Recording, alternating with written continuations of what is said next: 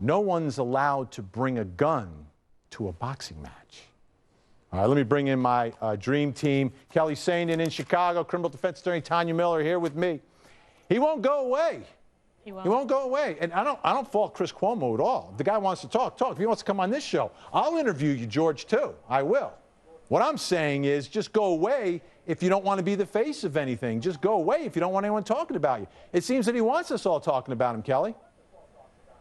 Absolutely. He wants to provide for his family by some third-grade paintings that he's trying to sell to profit. He wants to go on TV on a boxing match, allegedly to raise money. He wants to be relevant. He wants us to talk about him. Like you said, all these run-ins with the law are because he's fading away from the limelight, and he doesn't like it. And so I don't blame Chris. I would love to interview him myself because you know he's going to say crazy stuff, because nothing he says is credible, and because he's so full of it that it's fascinating to hear him try to justify his own behavior. What do you make of George Zimmerman, you know, constantly? Like, we're all talking about Michael Dunn, the Michael Dunn trial, and all of a sudden he pops up again after his boxing match goes away.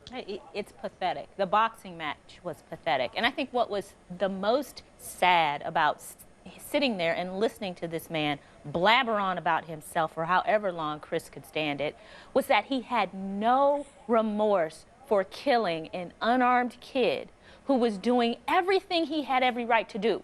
Walk home from a store with Skittles and iced tea, going home. He expressed no remorse for that. He could have said, listen, hey, you know, I was defending myself, but I'm really sorry that it ended this way. And he couldn't bring himself to say it because he is so deluded by himself, by what he did, and it's just, to me, completely disgusting.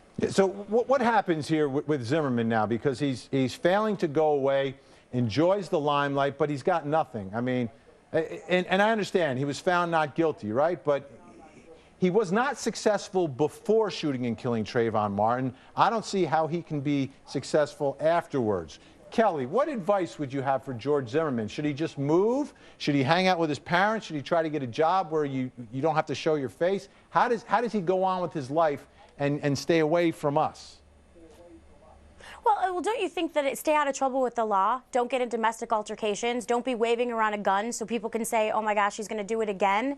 Don't be trying to go on TV to be in the middle of a charity fight. I mean, the advice that you gave with Casey Anthony is exactly that. You are not...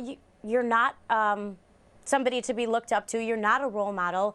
Go away. Go under the radar and go get a job. Live with his parents or something else. I mean, he's not going to raise money by selling paintings or getting in a boxing match. So get a real job. And if he wants to go to school, go do it. But we don't need to hear about it. Yeah, we don't. That's a part of this whole thing. Again, you know, if he's going to sit down and do an interview with me, yeah, I'll sit down. I'm going to ask him some tough questions just the way Chris Cuomo did. But the bottom line for you want to go on with your life, go on with your life. We've got more of his interview ahead, including what George wishes that he had done the night of the shooting.